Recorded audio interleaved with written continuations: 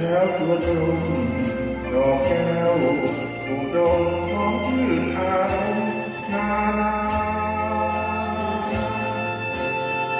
หอมลวนควันแก้วเพียงแก้วโผผ่าหอมนามล้มชาติมาคำหนึ่งถึงชื่อวีรชนยอมนางอ่างทองแก้วของตาดีเปรียบกันแก้วดีทรงยอดมาลีอัมพลสวยใจหอมไม่พิมลหอมยิ่งหอมสดหอมเจ้าละทน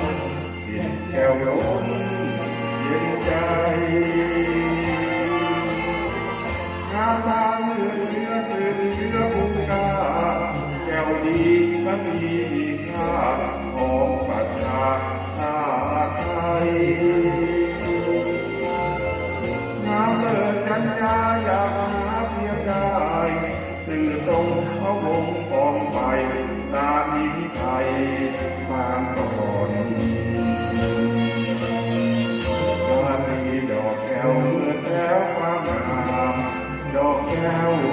เมื่ออยากแย้มกีดชวนความอาทรหอมนานของแก้วไทยทอดเหมือนหนึ่งคอยกอดเริ่มร่อนพร้อมกันสู่สวรรค์อารมณ์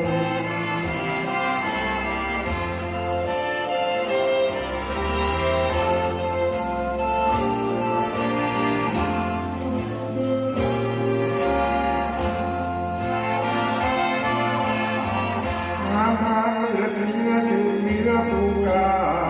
แก้วดีมันมีค่าของประชาชาติไทยงามเลิศกัญญาอยากหาเพียงได้สื่อตรงพระวงศ์กองไฟตามหญิงไทยบางก่อนมาที่ดอกแก้วเพื่อแก้วความงามดอกแก้วเมื่ออยากแย้มกีบชวนความอาทรหอมนานของแก้วไทยทอดเหมือนหนึ่งคอยกอดเริ่มนั่นพร้อมกันสู่สวรรค์